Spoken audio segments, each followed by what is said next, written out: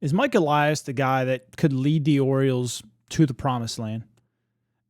I'm a Mike Elias guy. I don't want to say I'm out on Mike Elias. I'm just slightly starting to doubt him a little bit. I know there's a lot of people out there that hate him, and he's given us plenty of fire to do that with. I understand that Mike has given us good draft picks. He has been instrumental in the international market, which we really haven't seen in Baltimore in a while. And, I mean, early on, the development was crazy. I mean, like, how many guys did we get to the big leagues in 3 years or less? That doesn't happen all that often. And if you guys are into this kind of content, I'd appreciate you drop a sub button there, drop a like on the video, share it with your friends, and let's talk O's baseball.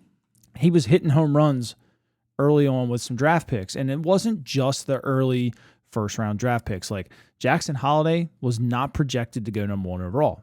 Turned into a pretty good player. The guys that were projected, they're still in single A.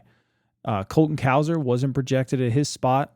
Heston Kjerstad wasn't projected at his spot. You know, the book is still out on Kjerstad. They were able to get Westberg late in the first round. Connor Norby was an early pick. Kyle Stowers was a second-round pick. Kobe May was a fifth-round pick. Like, Mike did really good early on.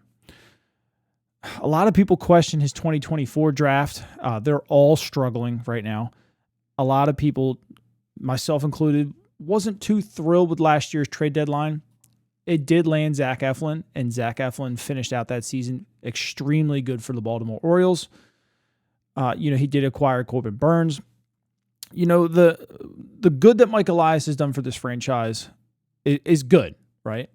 The bad, obviously right now with how poor the team is playing, is outweighing everything else. And it's really easy to look at him under a microscope and hate everything he does.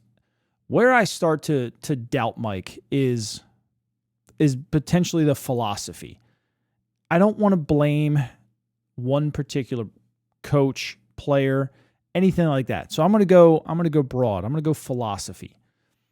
What are they teaching hitting wise? We've watched the major league team get pretty bad since the middle of 2024. Right? They tried new hitting coaches. They brought John Mabry in. It still kind of sucks. Like, I'm not even going to sugarcoat it. It sucks. It has gotten significantly better under John Mabry. Significantly. They went from historically one of the worst teams against left-handed pitching in the first 2.5 months of the season to now one of the best in all of baseball against left-handed pitching. So credit that to John Mabry when he came in around June 1st. But organizationally, again, I'm not picking on any of these affiliated coaches or anything like that. I understand how things are set down. There's a chain of command in baseball, just like there is in any job in life. I feel like Mike's philosophy, right? This comes from the top and it has to trickle its way down. And everybody has to kind of fall on board, whether they agree with it or not. When I look at some of the affiliate numbers here, I'm going to read some of these off. So the hitting, right? Delmarva, this is out of 12 teams in their league. Delmarva is just 7th in average, 227. They're 7th in on base at 331. They're 9th in slugging at 317. They're 9th in OPS at 648, and they're 7th in home runs at 39. We go up to Aberdeen, again, 12 teams. They're 12th in average, hitting 211 as a team, 8th in on base, 311, 12th in slugging, 308. That's really bad. They're 11th in OPS, 619. Horrible. And they're dead last in home runs at 38. Those are your two lower levels. That's where your 2024 drafted guys are. Not producing whatsoever. Again, I'm not blaming the players and I'm not blaming the coaches. What I'm looking at is what are they teaching from the top down, right? Because the top down, it's struggling right now in the big league level. And your first two draft spots, they're struggling pretty bad too. Let's move on to Double A. Double A out of 12 teams, average 202, dead last. On base percentage 297, dead last. Slugging 323, 11th. OPS 620, 11th. So you could look at your three lowest levels, not good baseball being played offensively. So you got your big league team not hitting. You've got your A-, A+, Double A teams not hitting. Norfolk's doing pretty decent. Pitching, Chesapeake's pitching pretty good. 3.70 ERA, ranked 5th. A 1.31 WHIP, 7th, and they're 4th in Ks with 826. Now they are 11th in walks and 370. You take what you can get there, right? Go to Aberdeen. They're 9th in an ERA, 4.11. They're 10th with shutouts. They're 6th in strikeouts. So as we can see here, Aberdeen, Chesapeake like to strike people out. They're 366 walks, ranked 8th, and their whip is 135, which is 9th. So not that great again. So we have two organizational teams here who struggle with walks, but can strike guys out. What is our big league team doing right now?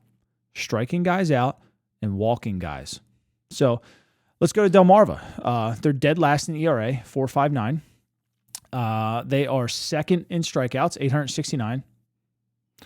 And they're dead last in walks, 469, with a 146 whip, which is also dead last. So again, we go back to the organizational thing. You've got a team who at the top is striking guys out and walking a ton of guys. So their whip's up and they give up runs because of it. What is your 3 lowest level minor league teams doing? The same thing. So that to me just looks like that this is something set from the top down, whether that be Drew French or whether that be Cody Ashley or whoever, or if it's Mike Elias and Sig.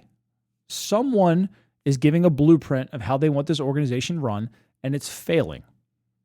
So this is where my doubts start to creep in against Mike Elias.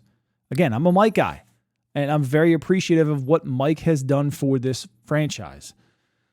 But when I really start to look at these numbers, it's just like I can nitpick just like everybody else. Every little thing that he does, I can nitpick it. I'm trying not to. And I never want to blame someone who is taking their time to coach these kids to try and get better and saying that they're the reason, fire them all, right? Because they could be really good coaches. Unfortunately, we don't get to know because whatever organizationally going on is kind of overshadowing anything that they could do. They have to listen to what they're told.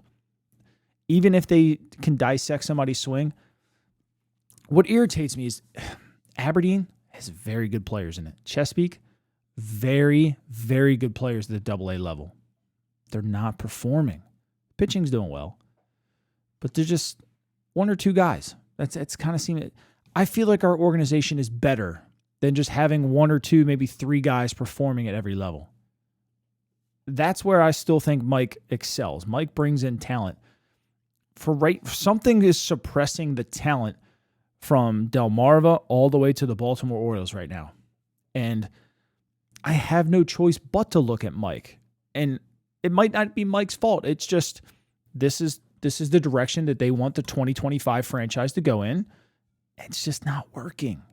And I don't know what else to say. Like, there's an old corporate saying out there that, that you can be really appreciative of the guy who gets you your first $5 million.